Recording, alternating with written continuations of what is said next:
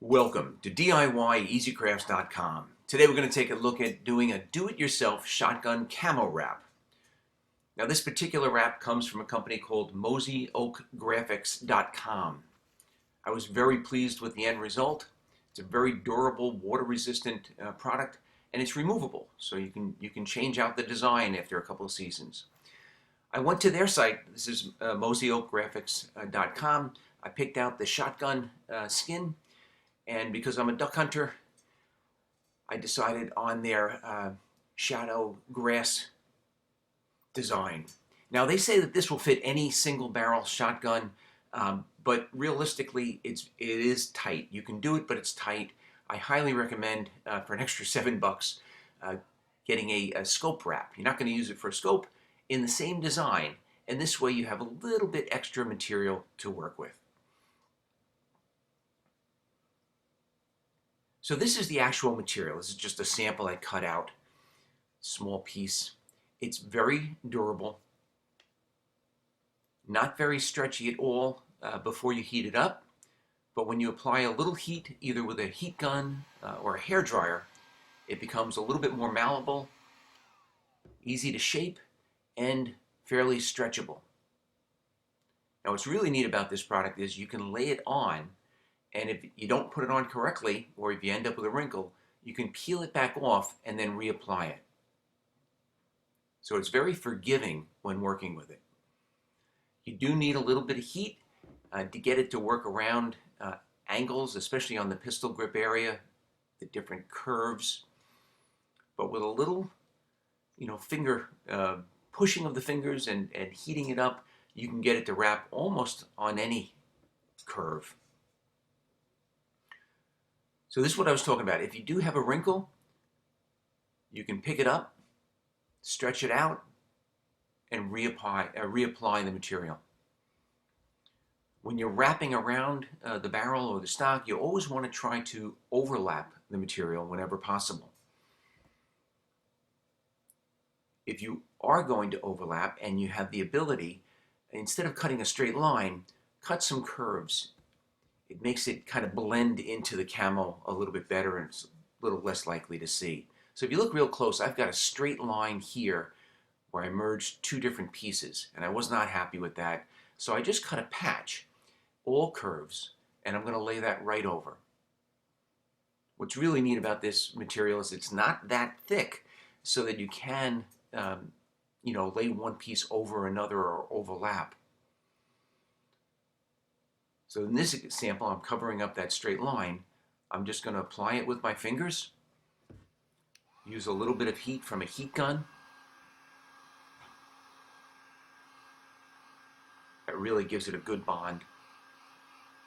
After it's nice and warm, I'll press again on the entire area with my finger.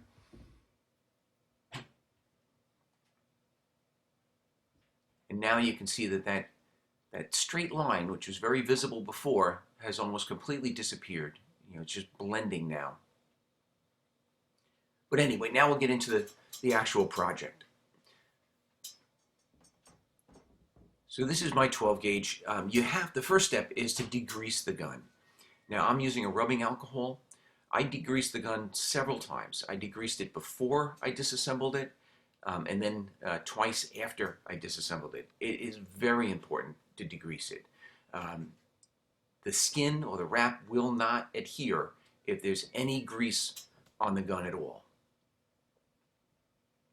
Now you do have to disassemble the forearm and the barrel. Again, I wiped it down with rubbing alcohol. I dried it with a paper towel. I wiped it down again with rubbing alcohol.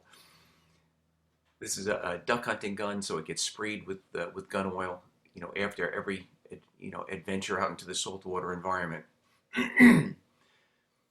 So the graphics come pre-cut and labeled, left and right. You have to place them as flat as you can and as centered as you can, with the aim being that you have enough material to reach the center line on both the top and the bottom as you're wrapping it.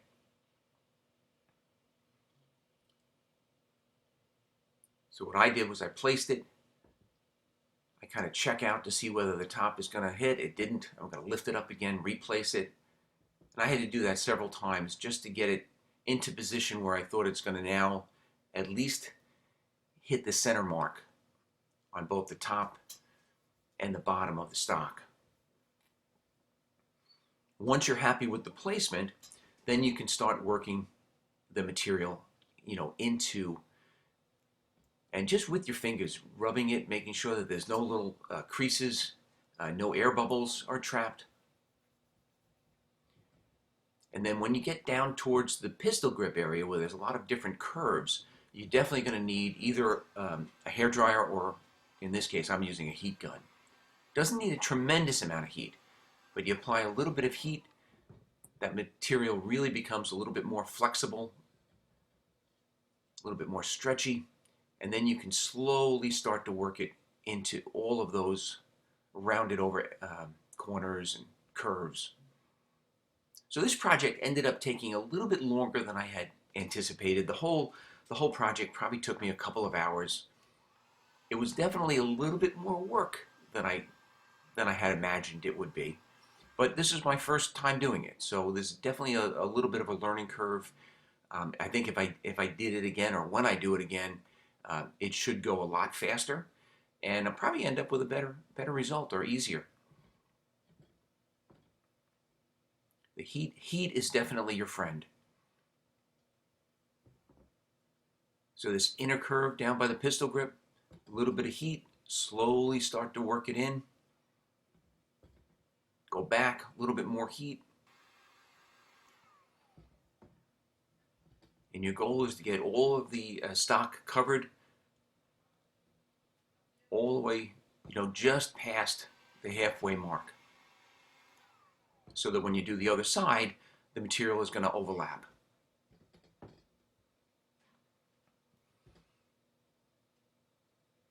Now here, I've got a fold.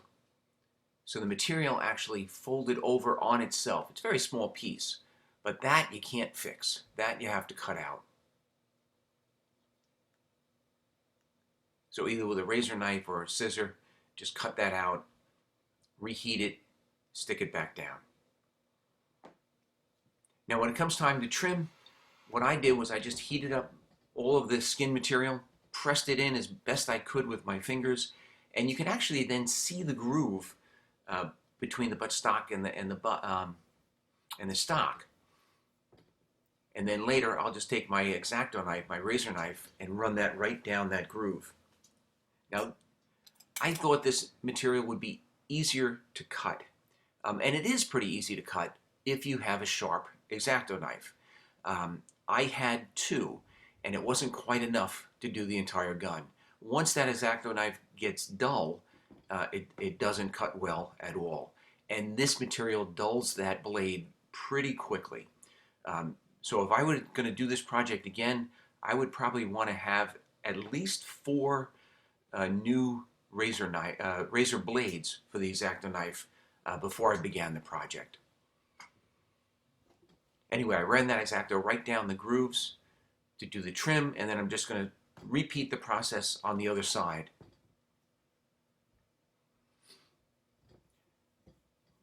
Now, if you get graphics from Mossy, they have some great how-to videos on their site. I would highly recommend you watch those.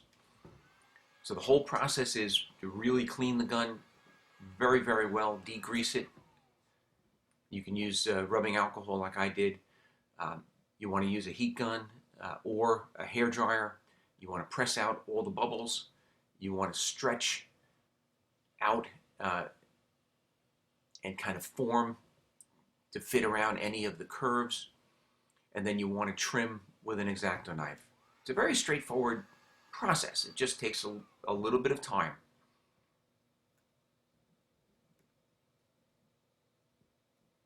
And again, if you're going to overlap, try to overlap with curves rather than straight lines.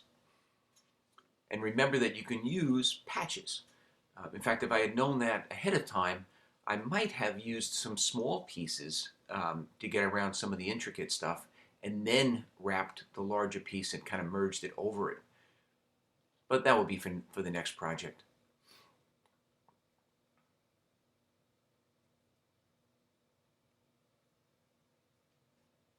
And they say once you're all done, with the entire gun, you want to heat up all of the skin again. Just probably spend 5 or 10 minutes going over the entire gun, heating it up so that it's nice and warm, rubbing down the entire skin again with your hand and your fingers, and that it then kind of holds that shape memory. So I'm just finishing off the trim on the butt end of the stock.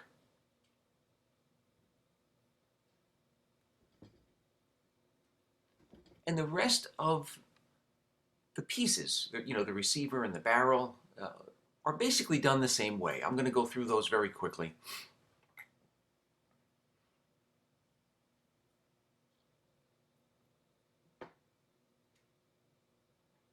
What's also nice about this material is you can remove it.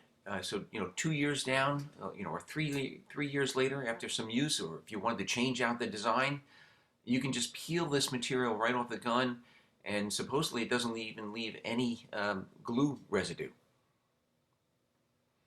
And while it's on the gun, it is waterproof, so it's going to protect a lot of the the steel parts.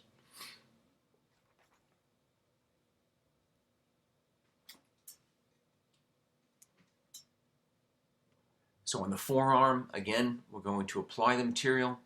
You're going to work it in with your hand and with your fingers, trying to remove any air bubbles or creases.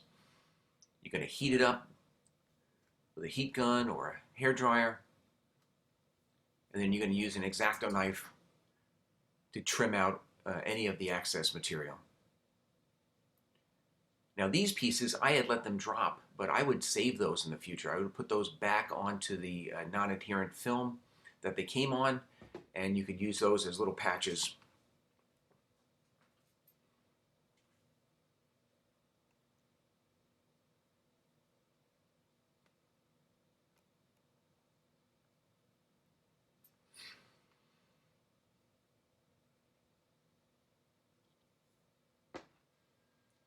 Once you're all done trimming, again, go over the entire part with the heat.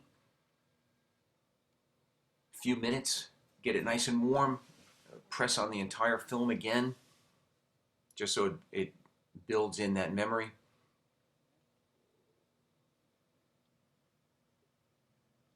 And now moving on to the receiver, the same thing. I mean, they give you enough material, but just enough material.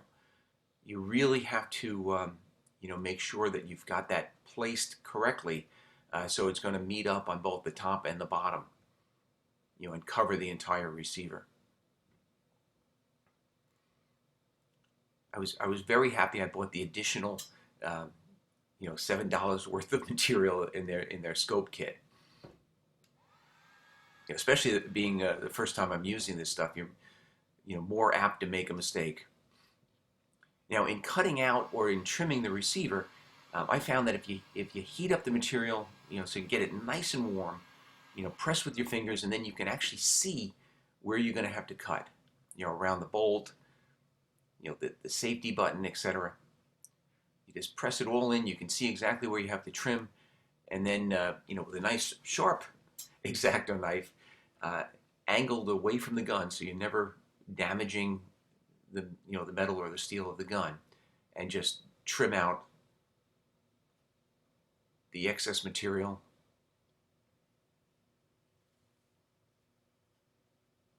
You can see this is where my blade is getting a little bit dull.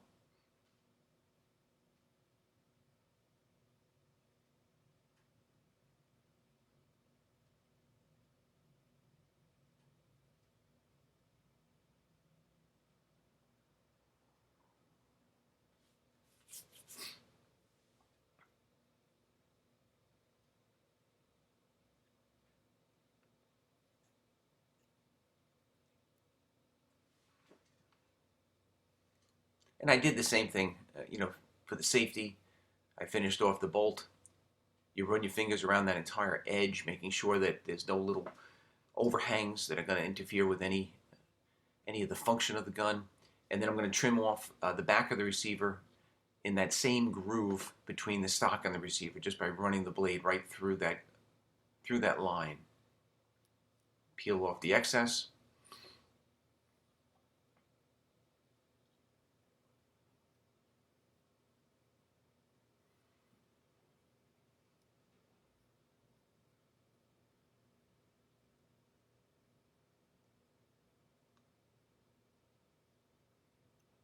It's definitely a process, but it's definitely a process that anybody can do as long as you're willing to spend a little bit of time. You just put in the effort. The barrel, exact same way. You have to trim it a little bit, position it accurately, apply heat, stretch, trim off the excess.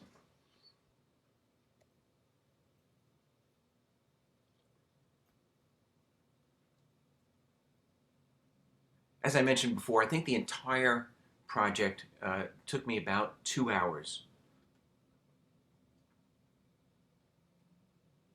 I think it probably could go, quite a bit faster than that for the second gun that I do. As I mentioned, definitely a little bit of a learning curve. And the main thing here is degrease, degrease, degrease. Heat is definitely your friend. Whenever you're overlapping, try to overlap with curves rather than straight lines. Heat up everything afterwards. And now, once I reassemble this gun, everything is now wrapped in the camo. You'll see the finished result in a second.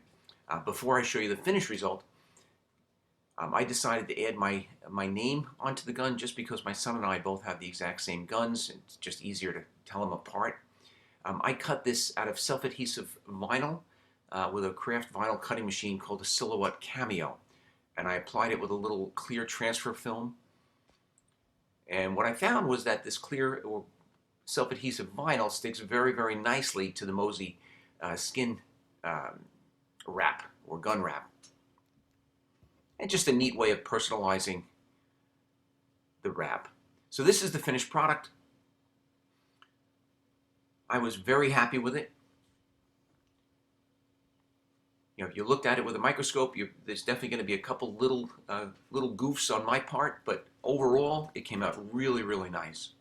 I'm very happy with it. I will definitely use their product again, and I would definitely recommend their product for people that want to wrap their guns. I hope you enjoyed the video. If you did, I ask that you please give it a thumbs up and subscribe to the channel. By all means, check us out on the web at DIYEasyCrafts.com. I've got a whole bunch of hunting-related do-it-yourself projects on there. Thank you very much for watching.